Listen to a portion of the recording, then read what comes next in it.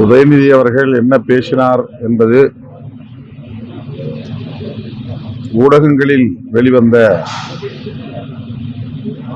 தகவல்களை கொண்டுதான் கருத்து சொல்லியிருக்கிறோம்.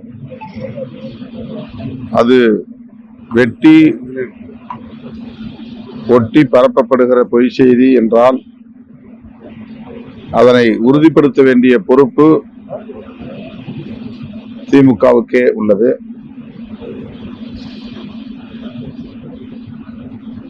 அதற்குரிய நவீன தொழில்நுட்பம் வளர்ச்சியடைந்திருக்கிறது. ஆகவே உண்மையான வீடியோ எது, வெட்டி ஒட்டப்பட்ட போலியான வீடியோ எது என்பதை திமுக ஐடி விங் அல்லது அவர்களுக்கென்று இருக்கிற சிறப்பு ஊடக புலனாய்வு அமைப்புகள் அதை வெளியிடலாம். இதுவரையில் வெளிவந்த தகவல்களை கொண்டும் ஊடகங்களில் விவாதிக்கப்படுகிற கருத்துக்களை கொண்டும் நாம் நம்முடைய கருத்துக்களை வெளியிட்டிருக்கிறோம். உண்மையில் அவர் அவ்வாறு பேசாமல் இருந்திருந்தால், பேசவில்லை என்றால் அது வரவேற்புக்குரியது, பாராட்டுதலுக்குரியது.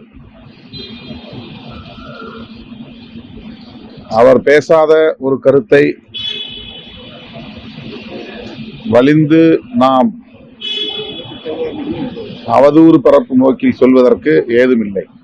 அப்படி ஒரு நோக்கம் நமக்கு கிடையாது. அனைத்து ஊடகங்களும்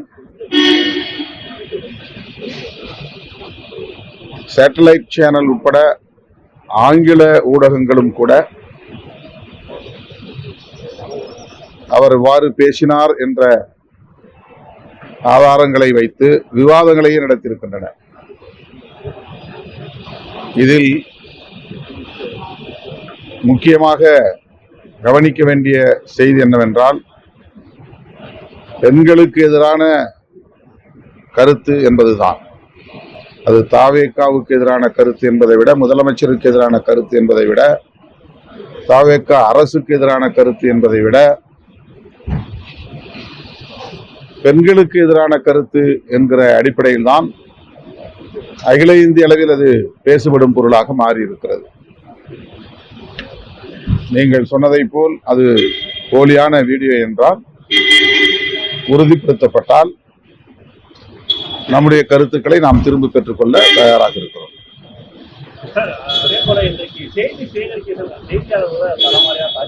யார் யாரு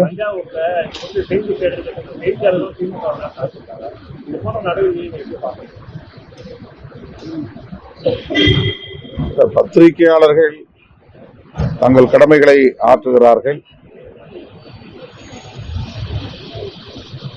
அவர்களை குறிவைத்து தாக்குவது என்கிற கலாச்சாரம் தமிழகத்தில் கொஞ்சம் கொஞ்சமாக அதிகரித்து வருகிறது. அது ஏற்புடையதல்ல. ஒவ்வொரு அரசியல் கட்சிக்கும் இதில் பொறுப்பு இருக்கிறது, தலைவர்களுக்கும் பொறுப்பு இருக்கிறது. அவதூறு பரப்புவது கூடாது. அப்படி அவதூறு பரப்புகிற சில சமூக ஊடக நிறுவனங்களும் உள்ளன, தனியார் தொலைக்காட்சி நிறுவனங்களும் உள்ளன. ஆனால் அதை பொதுவாக ஒட்டுமொத்த ஊடகத்தின் மீதும் ஊடகங்களின் மீதும் நாம் நம்முடைய எதிர்ப்பை வெளிப்படுத்த வேண்டிய தேவையில்லை. அவ்வாறு நடந்திருந்தால் அது கண்டனத்துக்குரியது.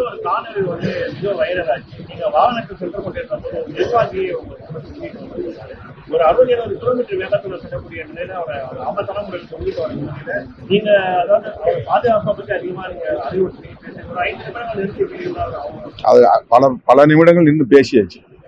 எல்லாத்தையும் நின்று பேசி 10 இடத்துல நிறுத்தி பேசிய பிறகு சில நிமிடங்கள் ஓடின அந்த வீடியோவை நீங்க பெரிதுபடுத்திருக்கிறீங்க.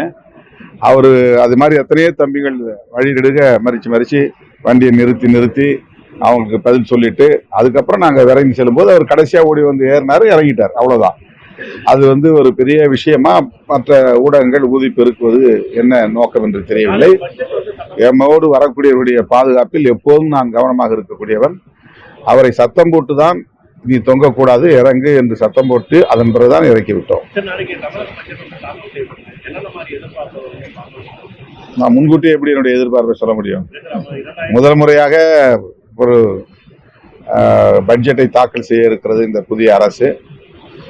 எல்லாம் நல்லபடியாக அமைய வேண்டும், நல்ல அறிவிப்புகள் வர வேண்டும், பொதுமக்களின் பாராட்டுகளை பெறத்தக்க வகையில் பட்ஜெட் இருக்க வேண்டும் என்ற எதிர்பார்ப்பை நான் வெளிப்படுத்துகிறேன்.